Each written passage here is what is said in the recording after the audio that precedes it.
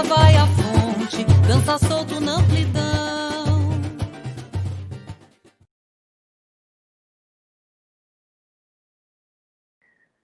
Olá, pessoal, tudo bem? Hoje estamos aqui para mais uma gravação da Moane, né, do Grupo Moane das Mídias, que é a nossa segunda gravação, que é o movimento da nova alternativa para uma nova educação, e que hoje a gente vai ter a presença da Ivone, que vai relatar um pouquinho da sua memória, né, a sua trajetória do período aí do sua trajetória da educação, né, dos seus movimentos, certo? É com você, Ivone. Olá, pessoal, tudo jóia? Estou aqui hoje para conversar um pouquinho com vocês da minha trajetória de vida, né, um pouquinho da minha história de vida, para se somar aí nesse processo educativo.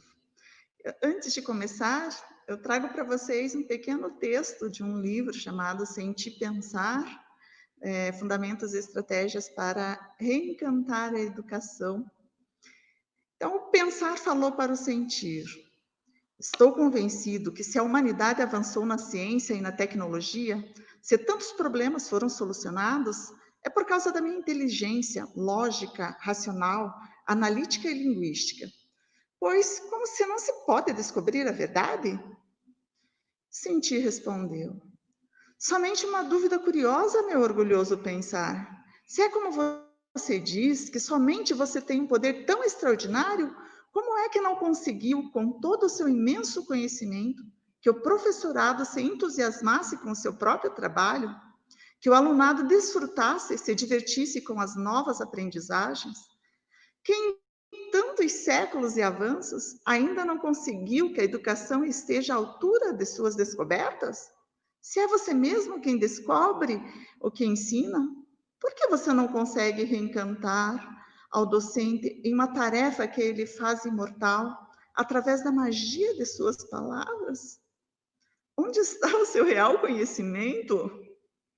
Estou rindo ao sentir o prazer que dá risada, o saber que posso desfrutar como ninguém do humor, do amor, da arte. A mera informação aborrece. Então, pessoal, um pequeno diálogo para vocês refletirem aí nos questionamentos. Agora eu vou começar a narrar um pouco da minha história, para ver o que vocês podem aproveitar aí dela, né, e somar-se às suas próprias histórias. Então, eu nasci em Campo Grande. Os meus pais tinham subido até o norte do Brasil, ali na região de Rondônia, para tentar ali a possagem, né, de terras, processo de posse de terras ali doada pelo INCRA. Mas vocês sabem, né, o INCRA ele doava terras para os poceiros, ao mesmo tempo tinham os grileiros, que depois deles trabalharem a terra, lavarem, lutarem com os próprios donos da terra, que seriam os índios, eles iam lá e exigiam que as terras fossem deles. Assim aconteceu com o Brasil inteiro, do Paraná. A minha família tentou, então, as terras ali em Rondônia, mas não conseguiu nada. E a minha mãe, em cima de um pau de arara, grávida de mim, com a ajuda e solidariedade dos homens daquele caminhão, ela conseguia fazer alguma coisa. E eles pararam ali, então, na cidade de Campo Grande para me ter. Moraram ali uns 4 meses, logo após, foi ali morar no norte do Paraná, numa pequena cidade ali. Só que ali a minha mãe sempre doente, né? Já tinha os meus outros 2 irmãos e tudo mais. O meu pai conseguiu comprar umas terras ali, mas também pela questão da grilagem ali de famílias bastante tradicionais, que a gente ouve falar, no Nardelle, por aí afora. Os grileiros chegaram ali e ameaçaram meu pai, a vida da família e tudo mais. Quando se sente ameaçado, o que restou para ele foi juntar a sua pequena mudança, sua família, e vir se estabelecer aqui em Curitiba. Só que a gente não chegou aqui em Curitiba e estabeleceu em uma casa. A gente se estabeleceu em uma tapera, em uma favela. Para quem conhece ali o Vale do Ribeira, ali iniciando ali em Colombo, tem um tal de Rio Verde. E na ponte que passa os carros tem um buraco lá embaixo. Então a favela ficava ali, não tinha água, não tinha luz, a casa era construída com pedaços do que restava, o que achava no lixo, os buracos ali. A minha mãe né, dando de tudo para cuidar dos seus filhos, numa região extremamente violenta e ao mesmo tempo solidária. Né? Violência porque havia altos índices de violência e hoje nem se pode entrar lá dentro, por exemplo, se não dá permissão, virou uma boca de fumo hoje. A favela ainda existe ali, mas é tudo controlado pelo tráfico, infelizmente. E a gente vê se estabelecer ali, né, naquele ponto. Então, agora imagine vocês, uma criança negra, eu tinha 4 anos de idade, além de sofrer a violência familiar, porque o meu pai era extremamente violento, então era uma surra por dia, ameaças de morte mesmo, de nos matar, eu e a minha mãe, então havia violência ali doméstica em relação à mulher também, essa questão do preconceito contra a mulher é muito forte na minha família. Então ali eu sofri praticamente todo o tipo de violência que uma criança mulher poderia sofrer. Então, eu deixo na imaginação de vocês, quando eu falo isso, para não entrar em detalhes hoje, que eu acho que, para quem quiser saber um pouquinho mais, eu contei a minha história ali numa pós que eu fiz da Anne, foi a minha trajetória de vida. Então, foi um período bem sofrido da minha vida. Logo, meu pai saía para procurar emprego, a única oferta que tinha era construção civil. E ele conseguiu ali emprego primeiro como servente, né, orelha seca, como a gente diz, e depois ele veio a se tornar pedreiro. E numa dessas firmas que ele conseguiu emprego, pediram para ele para cuidar da firma onde ele estava construindo um prédio. E essa firma ficava bem ali no Batel, para quem conhece ali a Rua Carlos de Carvalho, bem em frente ao Uau, tem um edifício chamado Edifício Bahia Blanca. Sempre quando eu passo ali, me remete àquela música. Tá vendo aquele prédio, moço? Fui eu que ajudei a construir. E, assim, realmente a gente não pode entrar lá, né? Só ajudamos a construir. Mas a gente veio morar ali, em pleno Batel, saindo de uma favela. E é lógico, né? Há um contraste muito grande, né? Nós parecíamos mendigos passando e caminhando pela rua. Meu sonho era estudar, entrar para uma escola. Eu sabia, de alguma forma, mesmo na minha pequenez, de 5 anos de idade, eu sabia que a educação era a única forma de eu sair do meio onde eu vivia, né? Das formas de violência por aí afora. Então, meu sonho era entrar numa escola. E assim, aos 7 anos, eu fui vibrante para a primeira escola, que foi a 19 de dezembro, ali em pleno Batel. Imagine uma criança favelada, entrando ali numa escola onde atendia as meninadas dos prédios que estavam à sua volta. Eu descobri que a escola não era o espaço que eu sonhava. Ali eu sofri todos os tipos de preconceitos possíveis, do ser negra, do ser pobre, do ser fraca, do ser menina, né? Apanhava quase todos os dias na escola, chegava em casa, apanhava dos pais, via violência, né, doméstica acontecer ali praticamente todos os dias da minha vida. Não posso dizer que foi uma infância feliz. E assim foi. Aí, quando eu já estava na 7ª série, nós conseguimos comprar a nossa casa própria, né, do BNH, a casa tal da casa financiada, no Conjunto Itatiaia. Daí eu fiz minha 8ª série num colégio municipal chamado São Miguel. Nesse colégio eu sofri preconceito às avessas. Por quê? Porque praticamente eu tirava 10 em tudo. E às vezes você também ser o melhor na sala de aula, às vezes complica, né? Chamada demitida, e daí ameaças de me pegarem na saída, e por aí afora. Terminei a minha 8ª série, aí onde que eu vou fazer o meu ensino médio? Meu pai chegou na minha 8ª série e me disse: filha, você é a única vagabunda que não trabalha aqui em casa, está na hora de você parar de estudar e trabalhar. Eu olhei para ele: pai, olha, eu vou arranjar um emprego, mas parar de estudar eu não vou. Na 8ª série também eu tive a oportunidade mais linda da minha vida de conhecer o mar. Eu sou apaixonada pelo mar. Então, assim, o barulho, as ondas. Quando eu vi pela primeira vez, foi na viagem de formatura, né? Me encantei e carrego esse meu sonho de morar perto do mar. Assim, meu sonho é, como diz o Antivaldo no nosso encontro, meu sonho é ter uma casa à beira-mar. Eu ainda vou ter, vou lutar para que nem que eu tenha 100 anos, o prazer de estar ali, né, usufruindo dessa beleza da natureza. Aí, no meu ensino médio, eu falei, onde eu vou fazer? Nesse tempo, eu já tinha o sonho de ser médica para ajudar, entrar numa comunidade, eu queria ajudar todos. De alguma forma, eu queria ajudar. Tem esse espírito altruísta de ajuda, né? Então, eu tinha o sonho de ser médica, mas, ao mesmo tempo, eu olhava assim, será que eu consigo?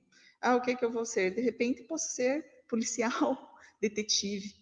Aí eu falei, vou entrar no colégio da polícia, né? 30% só das vagas para quem não é filho de militar, mas lá fui eu tentar os testes de seleção, passei e fiz o meu ensino médio na polícia. Ali, eu sofri, tipo, preconceito, assim, é, quando eu entrei, o professor disse, nossa, até achei que essa menina era inteligente. Por quê? Porque eu fiz uma prova, e na véspera dessa prova, meu pai tinha sofrido um acidente de carro, e infelizmente ele atropelou uma criança, essa criança veio a morrer, e a minha cabeça estava a 1000 por hora, eu entreguei a prova, só fiz as questões de marca X e entreguei a prova. E o professor, nossa, até achei que ela era inteligente. Uma vez eu fiz uma pergunta para esse mesmo professor de matemática, já estava no 3º ano, ele olhou para mim e disse, eu só respondo para quem eu tenho certeza que vai passar no vestibular da Federal. Nossa, aquilo foi um balde de água fria, assim, eu gelei, eu não esperava ouvir aquela resposta, né? E o colégio da polícia, assim, inteiro, eu fiz, assim, trabalhando. Então, era tarde, eu trabalhava de manhã no laboratório veterinário já, e eu chegava sem almoço lá. Então, só ia comer quando eu chegasse em casa às 6 da tarde, né? Então, foi um período bem difícil também. Depois veio o vestibular, tentei para medicina na Federal, na PUC. Na PUC eu até cheguei a passar, mas não tinha dinheiro nem para fazer a matrícula, né? Aí 2 anos tentando na Federal, tinha score alto, meu primeiro score foi quase 7,9, mas eu falei, vou tentar num curso que eu tenho certeza que eu passe. Chutei qualquer um e chutei biologia. Aí eu comecei a fazer biologia na Federal, só que eu não tinha condições de parar de trabalhar, né? Eu já me sustentava, como eu disse para vocês, os meus 3. Aí o que eu fiz? Eu pedi para remoção do hospital para trabalhar das 7 à meia-noite. Chegava em casa 1 da manhã todos os dias, acordava às 5 para ir estudar num período integral. Acho que a Samira sabe, né? O curso, acho que nessa mesma época, acho que ela já estava se formando e eu entrando, mas eu lembro dela nos corredores ali da Federal. E, assim, foi um período também bastante difícil, chegava cansada, dormia nas aulas,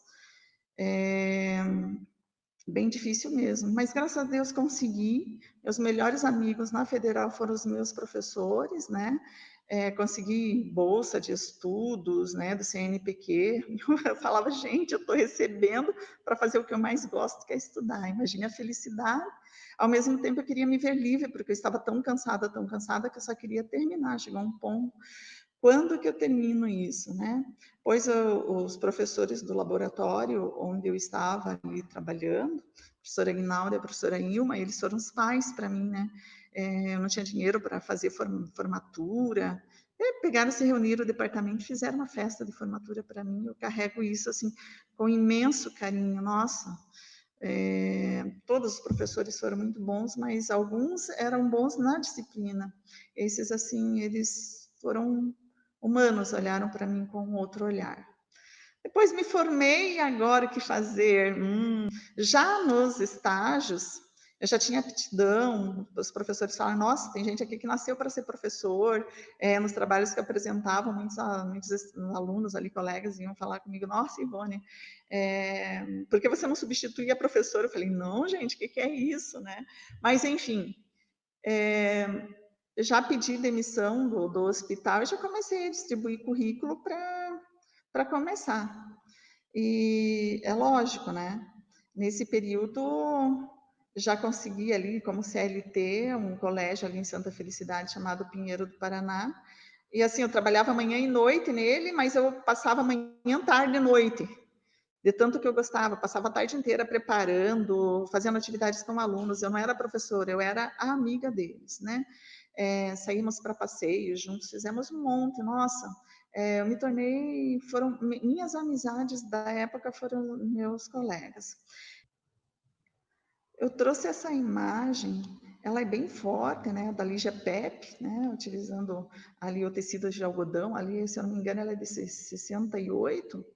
mas eu acho ela bem forte porque ela conseguiu captar a alma ali da minha infância, né? As crianças querendo saltar desse tecido, né? Alguns buracos ali vazios, algumas crianças não conseguem, né, superar os seus próprios problemas, mas eu fui lutando, lutando, lutando e consegui, né, de alguma forma vencer todos os obstáculos possíveis, consegui chegar viva, como diz, né? Porque o ser criança para mim foi uma luta constante pela vida, certo? Mas graças a Deus, né, como eu disse, consegui, né, chegar ali ao me tornar professora. Mas acho que no início da minha vida ali eu fui mais uma educadora, os colegas meus ali presentes, né, de profissão ali sempre me elogiando, o diretor me chamava de joia do colégio. Então, meu início de professora, me apaixonei logo de cara, e assim, eu sempre pedi, eu sempre tive muita fé. Acho que a fé me acompanhou o tempo inteiro. Eu acho que é isso que fizesse com que eu superasse cada obstáculo diário que a minha vida oferecia. E eu sempre falei, Deus, não me deixe utilizar a minha profissão que não seja para o bem, que eu consiga realmente promover mudança na vida das pessoas. Então, eu sempre estava a escutar e chegar ao final de semana eu ia na casa ali dos meus estudantes e por aí afora, né? É lógico que com o passar do tempo, né, conheci o meu marido e daí veio a família.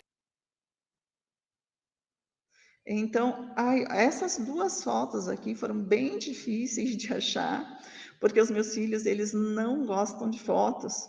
Então, na primeira foto ali está eu com a minha filha, que é a mais velha, né? E o meu filho Pedro, que é o mais novo, faltou o do meio. Ele odeia tirar fotos. E aqui está eu e meu marido. É, eu talvez hoje, analisando, acho que eu teria que fazer terapia. Eu casei com um marido dislexo. Ele só tinha a sétima série quando eu casei com ele. Eu não sabia que era genético. Ele é dislexo e tem um déficit de atenção, né, bem acentuado.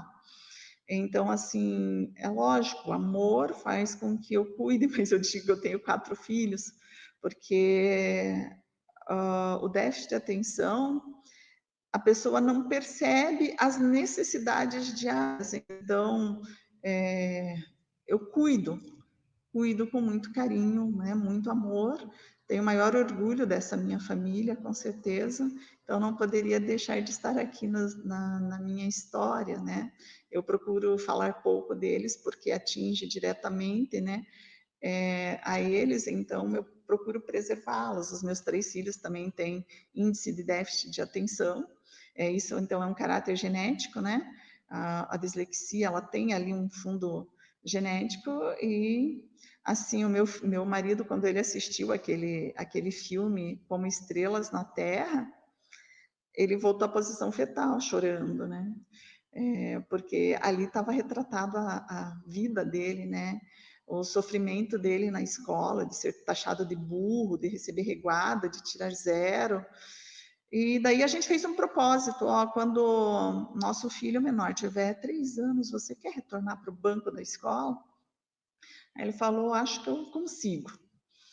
E daí ele retornou, fez CBEJA, e daí e agora faculdade, né? Corri atrás, eu não sabia nem onde estavam os históricos, e corri atrás de tudo, matriculei ele, daí matriculei ele na faculdade, ele queria fazer história e fez história. Eu disse que eu fiz uma faculdade à parte de história, porque todos os trabalhos dele eu escrevi, né? Eu lia para ele à noite na cama, então a gente foi um período também que a gente ia dormir 2 horas da manhã, 3 horas da manhã, porque eu estava em trabalho constante para ajudá-lo, né, a superar, e hoje ele tem o diploma, né?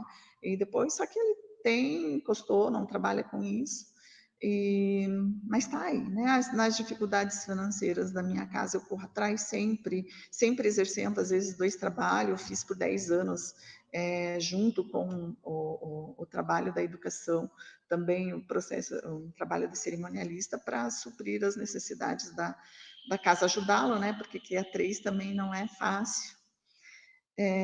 Então, gente, nesse processo todo de educação, é lógico, com o tempo você tem sua família, você não faz mais, você não tem mais a energia de um primeiro momento. E quando eu estava bem desmotivada, onde a culpa de tudo que estava acontecendo com a educação recaía sobre o professor, eu entrei no PDE.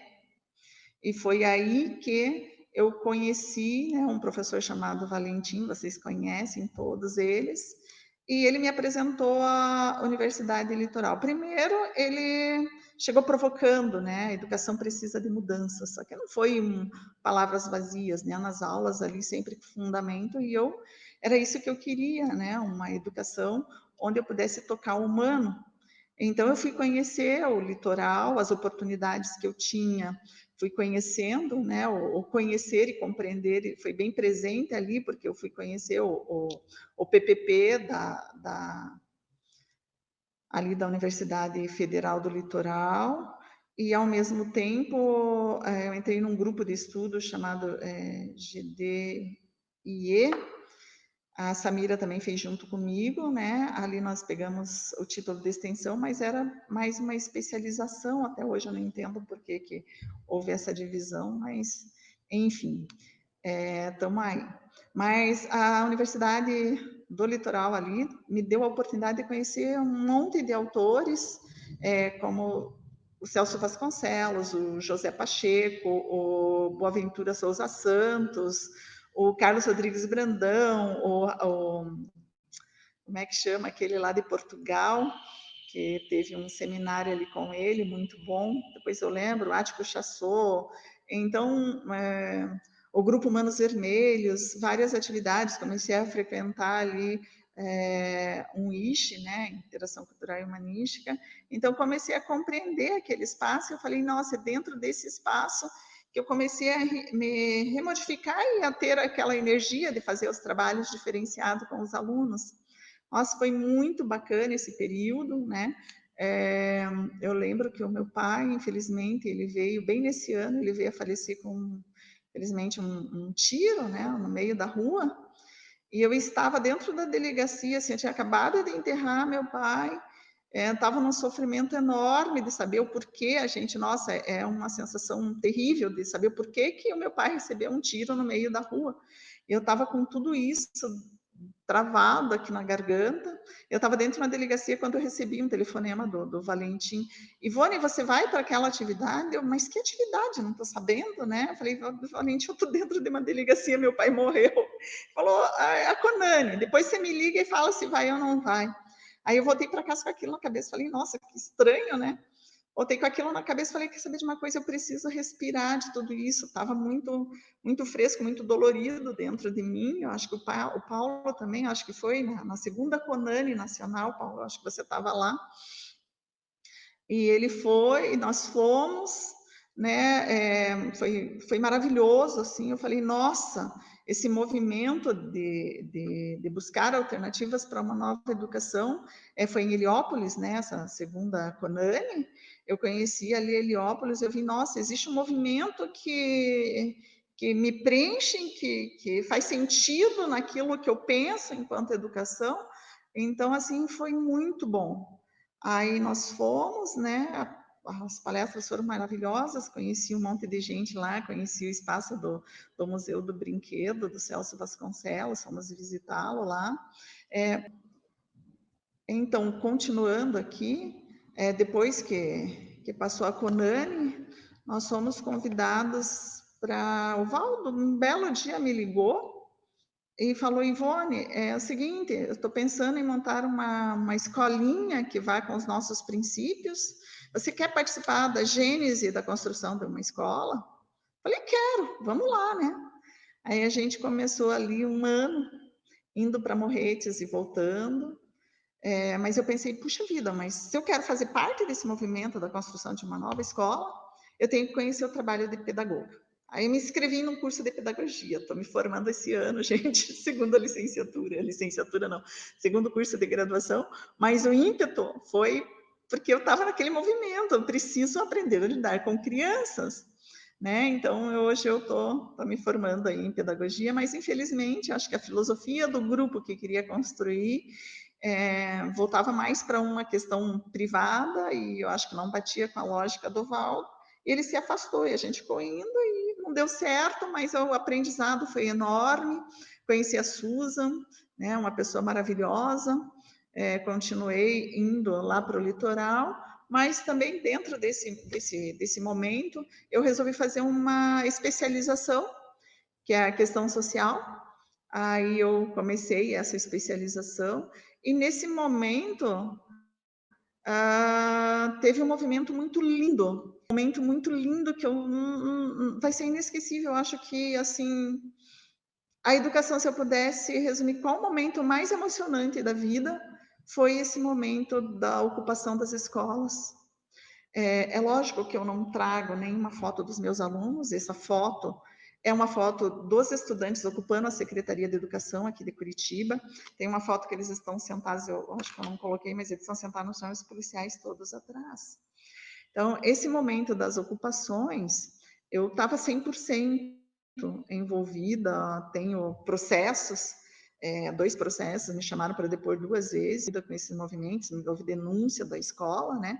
Mas eu ia todas as noites, fazia almoço, estava lá presente, dei oficinas. Aí eu convidei o Valdo para ir dar uma oficina, ele foi, interagiu com as crianças. Nesse mesmo momento eu fui lá para Morretes, uma escola lá, o Rocha Pombo, que estava tendo as ocupações lá. Então foi um movimento muito lindo. Eu fiz uma oficina de dança de salão lá, eles adoraram, fiz aqui também. Enfim, que pena que acabou. Desse movimento, hoje ainda perdura uma placa, que eu acho, aqui é o Memorial da Ocupação, onde fez-se a homenagem a esses bravos estudantes, que até hoje, assim,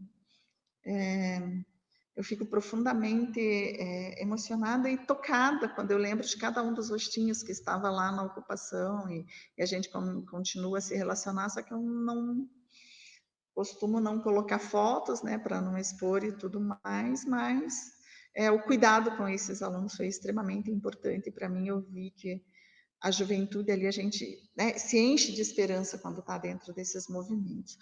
Aqui está, então, o que a UFPR Litoral me permitiu conhecer, né? Então, me permitiu conhecer autores como Celso Vasconcelos.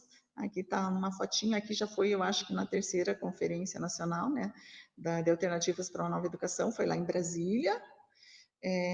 Foi bem bacana essa viagem, aqui está o José Pacheco também, que eu também, a UFPR me permitiu conhecer, e outros, né, me permitiu a Lenir, o Almir, tantos professores, nessa época, né, pelo menos hoje o meu leque está muito maior, mas que construíram comigo e fizeram, e marcaram minha vida pela diferença. Eu digo que a UFPR, ela fazia com que eu respirasse a educação e compreendesse, houve um grande crescimento, é lógico, né? E daí, dentro da especialização, um belo dia, daí o Valdo foi o meu mediador na especialização, né? Eu pedi para ele se ele queria, ele topou, beleza. A gente teve, né, poucos encontros, mas nesses encontros a conversa era extremamente profunda, profícua, enriquecedora, né? E um belo dia ele falou: Ivone, estava chateado, meio cabisbaixo, assim. Ele falou: Ivone, eu preciso fazer com que essa universidade volte a respirar de uma nova forma, senão não valeu a pena. Eu largo tudo, abandono tudo, eu crio um movimento novo. Eu vou criar uma especialização. E eu vou criar a ANE, que é derivado lá da Conane. Nossa, Valdo, você, assim como? Ivone, você está dentro? Eu falei: lógico que estou.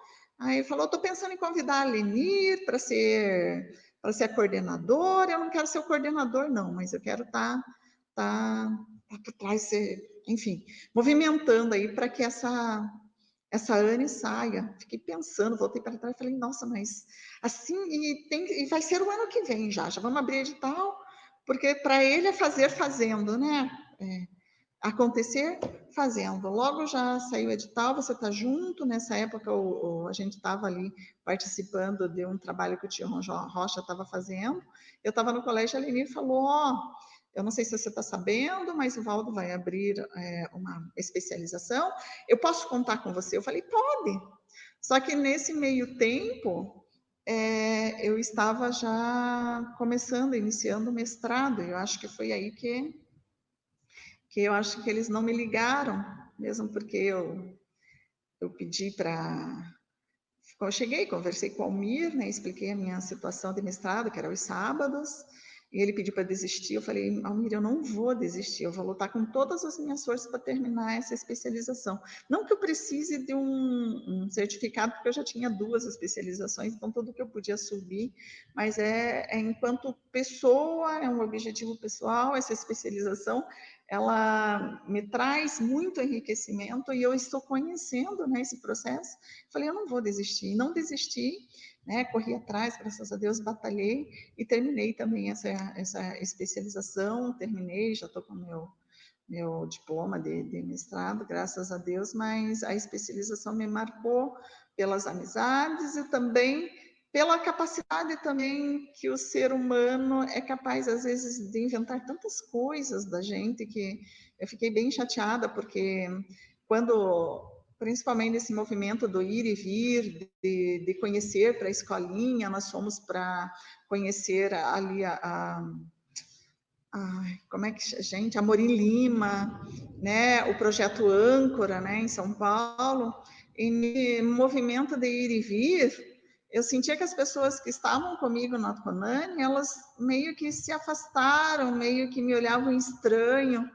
Aquilo começou a... Depois até que eu descobri que inventaram, me misturaram, eu não digo nem triângulo amoroso, mas um quadrado amoroso, me misturaram e disseram que eu estava tendo um caso com o Valentim, e aquilo me deixou extremamente chateada, a dor, né, de você ter amizades e, de repente, você vê que essas amizades são capazes de inventar alguma coisa de você e seguir suas vidas, mas a minha vida, eu tinha uma família formada, eu tinha filhos, e atingiram diretamente a eles. Eu conversei com o Valentim sobre isso, ele falou, Ivone, eu tenho um nome a zelar, eu falei, eu tenho uma família a zelar, né, e isso fez, eu acho que até atrapalhou a nossa amizade, enfim, mas me doeu, e até hoje, quando eu penso nessa questão, eu fico, assim, extremamente triste, né, por ver, assim, que aquilo fez como se fosse um rastro de pólvora ali no litoral, que é comunidades pequenas, e, enfim, aquilo me dói até hoje, porque a gente sabe que, tanto eu quanto ele, que nunca houve nada entre nós, mas graças a Deus estamos aí. Mas a Anne entrou na minha vida nesse momento que eu estava terminando a especialização, né? Eu estava desde o primeiro momento lá, desde a primeira, Conani e Sara, foi a gente que começou ali, ajudou, o primeiro grupo eu estava junto, mas a Anne entrou assim, eu acompanhava ela só do grupo de WhatsApp. A cada encontro de vocês, eu vibrava junto, eu falava, nossa, que bacana, que atividade legal, isso me motivava eu estar aqui também, fazendo atividades com os estudantes. Eu não tenho, que pena que eu não sou de registrar, eu não tenho essa característica minha de ficar tirando fotos, então eu tenho poucas atividades com os estudantes. Aqui essa atividade foi da terceira Conani em Brasília, então, né, que foi o resumo de tudo, né. Então, aqui os estudantes destrinchando frango, eu sempre preparo isso como uma prova para eles, né, em vez de ser essa prova escrita, teórica, por que não uma prova prática onde eles aprendem, porque eu vou falando como fazer, o que eles têm que retirar, eles aprendem, né? Que na pele ali eu tenho tecido epitelial de revestimento, eu tenho tecido adiposo, então é bem legal e eles amam, né? Então eles sempre, professora, a senhora vai fazer esse ano? Eu falei, claro, meus amores, vamos lá, né? Aqui, ó, que tal fazer um lanche? Então, essa atividade eles fazem, eu peço para eles fazerem uma célula comestível. Eles mesmos explicam, o grupo se ajuda, se não consegue dar conta, o outro grupo pode intervir, e assim a gente vai fazendo uma rodinha, eles ficam ali em volta, né, da célula comestível, e no final a gente faz um lanche bem gostoso, né? Imagina trabalhar assim da forma mais prática possível. Eu tento trazer, então, os meus conhecimentos da biologia para a vida, para a prática. Aqui é uma interação com a fotossíntese, onde dentro dessa caixinha vai passando a caixinha, eles olhando, e daí eu coloco filtros de cores. Se vocês olharem lá em cima tem um quadradinho amarelo, até chegar no verde, né, mostrando então os filtros, como a luz se abre, né, lá dentro tem um prisma e a luz se abre e dá para ver os filtros de cor. É bem legal, eles adoram, entendem um pouquinho do processo de fotossíntese, o que os pigmentos fazem. Aqui eu tenho uma célula feita com uma pizza, né? Então, que tal uma pizza? Eles amam, nossa, as pizzas ficam bem gostosas, são eles mesmos que confeccionam. Aqui a célula vegetal, olha a criatividade, né? Colocar um macarrãozinho ali, colocar uma gelatina por cima de um bolo, eles deixando com eles, é como diz, a criatividade rola, né?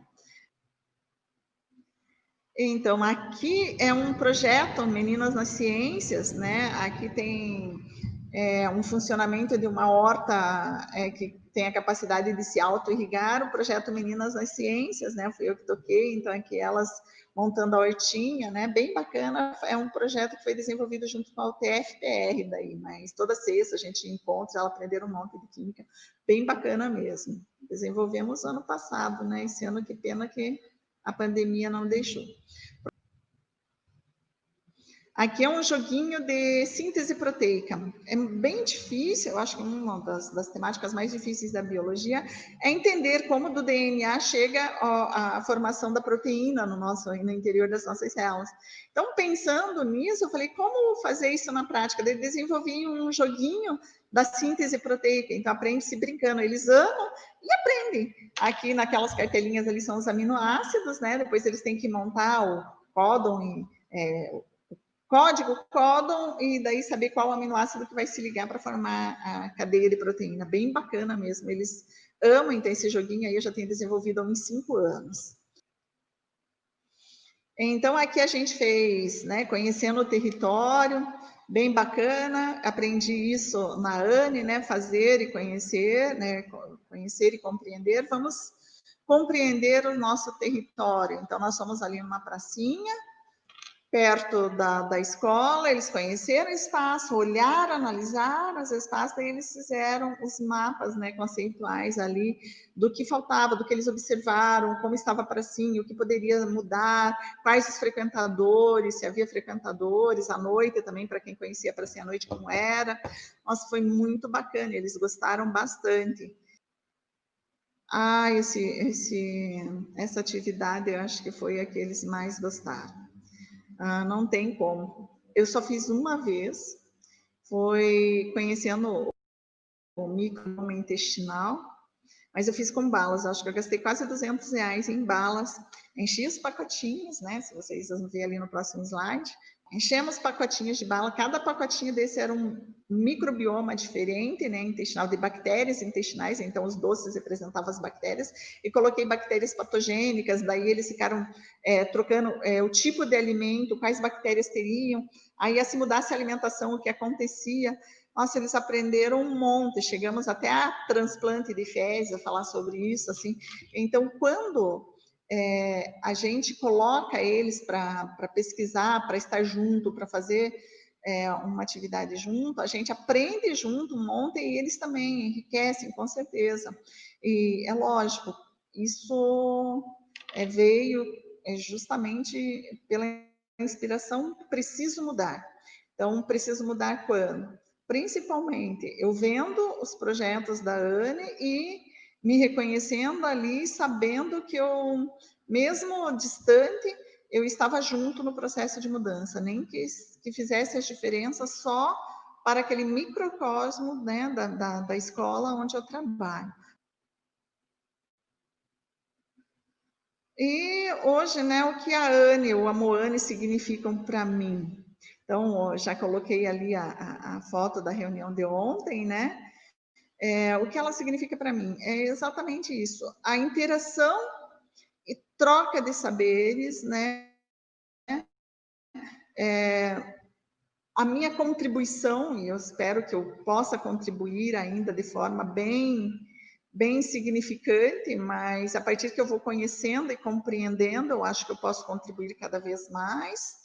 Então, esse movimento todo de alternativas, né, para uma nova educação, para mim, significa a minha própria mudança, né, o olhar para mim, estar, me sentir, né, educadora, promover a mudança nos estudantes que estão à minha volta, e também, lógico, juntos, caminhando juntos hoje nesse movimento, quero estar junto aí pelos meus próximos 100 anos, né, porque eu quero chegar aos 100 e, se eu tiver lúcida, pedir para o Papai do Céu renovar contrato, né, mas ainda e como objetivo de vida hoje é criar os meus filhos e poder entrar em algum movimento, em alguma comunidade carente e estar ali presente. Eu não quero ficar presa, isolada numa cidade grande, onde todo mundo se isola de si. Eu quero estar livre dentro de uma comunidade, dentro de uma pequena comunidade onde todo mundo se conheça. Esse é o meu grande sonho. E poder fazer a diferença nessa comunidade, quer seja com o meu conhecimento em biologia, hoje em pedagogia, né? O meu conhecimento em educação. É isso, gente. Obrigada por me escutar, né? Por esse, espero, né, que ajude. Eu tenho um profundo carinho por todos que trazem, né, as suas histórias para mim. Eu guardo lá no fundo do meu coração. Eu digo sempre, é um presente. Eu recebo a vida do outro como um presente, né? E assim espero que vocês tenham recebido aí essa pequena partilha minha como presente. Abraço, gente.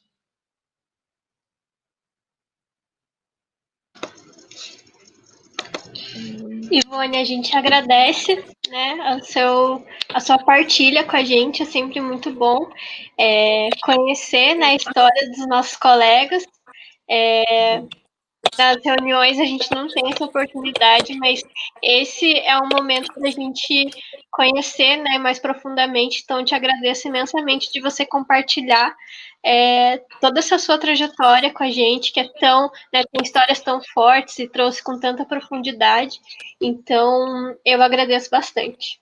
Então, a gente agradece, né, e a gente vai se encontrar bastante ainda, né, e estamos aí, nesse movimento. Foi muito bom ouvir. Então, pessoal, até o próximo Memoriane. Tchau, tchau. Tchau.